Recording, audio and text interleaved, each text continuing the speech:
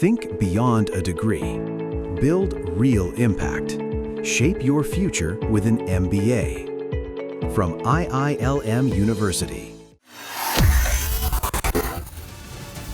साल 2026 की शुरुआत दुनिया के लिए किसी फिल्म के क्लाइमेक्स जैसी रही है।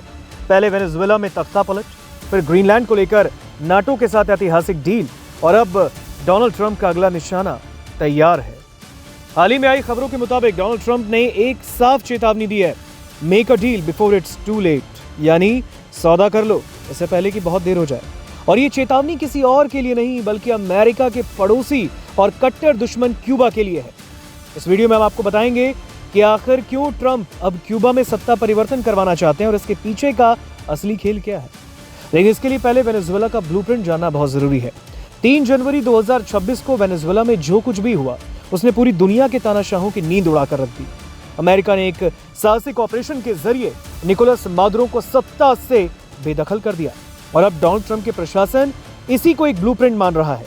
ट्रंप का मानना है कि क्यूबा दशकों से वेनेजुएला के तेल और पैसे पर पल रहा था, लेकिन अब जब वेनेजुएला में ही मादुरो नहीं है तो क्यूबा की लाइफलाइन कट चुकी है।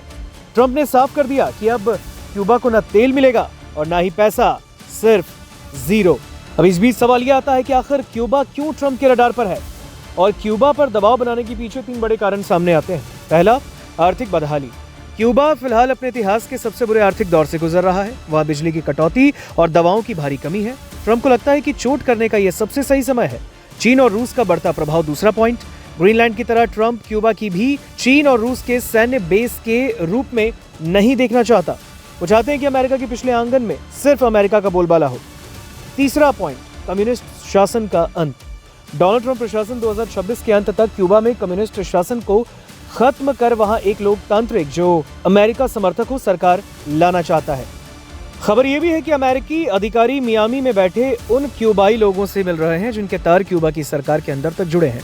ट्रंप अब क्यूबा की सरकार के अंदर ही ऐसे विभीषणों को खोज रहे हैं जो एक डील के बदले कम्युनिस्ट शासन को उखाड़ फेंकने में मदद करें। वॉल स्ट्रीट जर्नल की रिपोर्ट कहती है कि अमेरिका जब सीधे हमले के बजाय भीतर से बदलाव की रणनीति पर काम कर रहा है। ट्रंप ने साफ संदेश दिया है कि शासन छोड़ो और डील करो। तो क्या ये युद्ध की शुरुआत है? हालांकि अमेरिका ने क्यूबा पर सैन्य हमले की सीधी धमकी नहीं दी, लेकिन ट्रंप की अपनी मॉनरो डॉक्ट्रिन के तहत वो इसे अपना अधिकार मानते हैं कि वो अपने क्षेत्र की सुरक्षा के लिए किसी भी हद तक जा सकते हैं। कोलंबिया और मैक्सिको को दी गई धमकियां इस बात का सबूत है कि ट्रंप अब रुकने वाले नहीं।